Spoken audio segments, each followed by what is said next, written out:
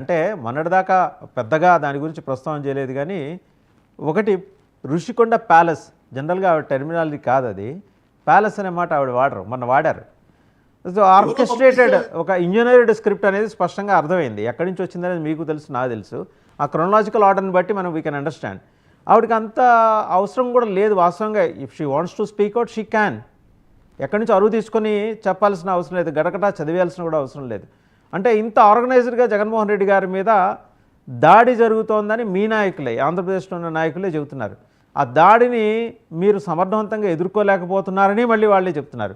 ఎదుర్కోవాల్సిన వాడు మాట్లాడితే వెంటనే తప్పించి ఇలా దాడి చేద్దామని వెళ్ళి సాహసించి ఆయన దగ్గరికి చెప్పేవాళ్ళు ఎవరు కూడా లేరు. ఇంతకన్నా ఒక పార్టీకి దురదృష్టకరమైన ఎన్వైరన్మెంట్ ఉంటుందంటారా? లేదండి, అది దాంతో నేను పూర్తిగా ఏకీభవించను. కొన్ని విషయాలు జగన్మోహన్ రెడ్డి గారి దృష్టికి వెళ్ళకపోవచ్చు, ఐ అగ్రీ విత్ దట్. కానీ ఇప్పుడు ఒక పకడ్బందీ సిస్టమ్ వ్యవస్థ అయితే మేము క్రియేట్ చేసుకున్నామండి. అది చాలా అద్భుతంగా పని చేయబోతోంది. రానున్న కాలంలో అన్ని వ్యవస్థని చక్కగా మేము పెడతాము.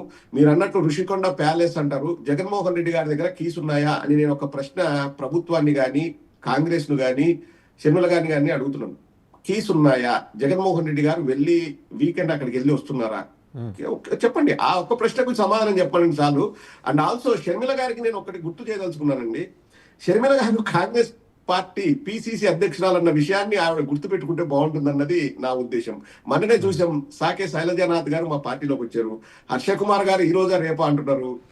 ఒకసారి జగన్మోహన్ రెడ్డి గారు ఏం మాట్లాడారో చూద్దామండి, ఒకసారి చూసి తర్వాత మళ్ళీ. ప్రభుత్వ హయాం గర్వంగా కూడా చెప్తున్నారు.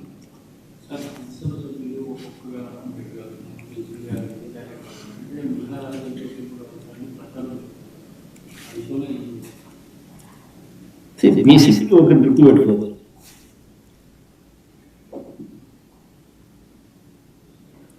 పదకొండు మంది మాకు రాజ్యసభ సభ్యులు పోయిన వాళ్ళంతా ముగ్గురు పోయినారు.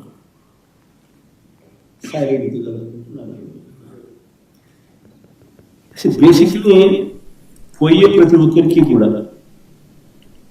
నేను ఒకటే మాట చెప్తాను. రాజకీయాలలో ఉన్నప్పుడు క్యారెక్టర్, క్రెడిబిలిటీ అనే పదానికి అర్థం తీసుకున్నాను. రాజకీయాలలో ఉన్నప్పుడు కాలర్ ఎగరేసి చెప్పాలి, పలానాడు మా నాయకుడు. అది ముఖ్యమంత్రి అయినా సరే, ఎమ్మెల్యే ఎంపీ అలాంటి ఆయనైనా సరే, ఎమ్మెల్యే ఇలాంటి అయినా సరే, ఎవరి గురించి అయినా కానీ ఇట్లా గొప్పగా చెప్తాం.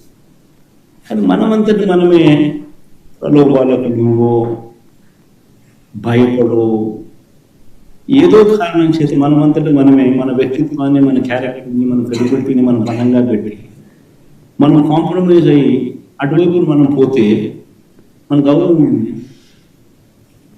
మన వాల్యూ ఉంది, మన క్యారెక్టర్ ఏంది, మన క్రెడిబిలిటీ ఏంది. ప్రతి ఒక్కరు రాజకీయాల్లో ఉన్నప్పుడు ఆలోచన చేసుకో. ఈ కష్టం అన్నది ఎల్లకాలం ఉండదు.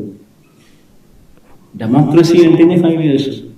మ్యాక్సిమం నీకున్న కష్టమైన 5 years.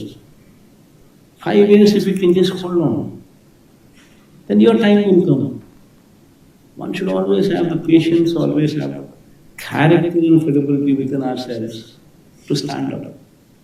అది సాయిరెడ్డికైనా అంతే, పోయిన ముగ్గురు ఎంపీలకైనా అంతే. ఒకవేళ నువ్వు చెప్తా ఉన్నట్టు ఇంకా ఒకడో అరో ఇంకా పోయే కార్యక్రమం జరిగితే వాళ్ళకైనా ఒకటి చెప్తా ఉన్నాను. వైఎస్ఆర్సీపీ ఈరోజు ఉంది అని అంటే అది వీళ్ళందరి వల్ల లేదు. వైఎస్ఆర్సీపీ ఈరోజు ఉంది అని అంటే దేవుడి దయ, ప్రజల ఆశీస్సుల వల్ల వైఎస్ఆర్సీపీ ఈరోజు రైట్. ఒక లీడర్. ప్రదీప్ రెడ్డి గారు చెప్పారు, సాయిరెడ్డికైనా అంతే, వెళ్ళిపోయిన వాళ్ళకి, వెళ్ళిపోవాలనుకుంటున్న వాళ్ళకైనా అంతే అని. దేవుడి దయ వల్ల, ప్రజల ఆశీస్సుల వల్ల. కార్యకర్తలు లేరు మధ్యలో, కార్యకర్తలు ఇగ్నోర్ చేశారు ఆయన. కార్యకర్తలు అంటే ప్రజల్లో భాగం కదండి, దాన్ని సపరేట్ చేసి మనం చూడలేము. ఎక్కడ కూడా కార్యకర్తలు అనే వారిని ప్రజల్లోంచి సపరేట్ చేసి చూడలేము. ప్రజలు అంటే మాకు కార్యకర్తలనే అర్థం.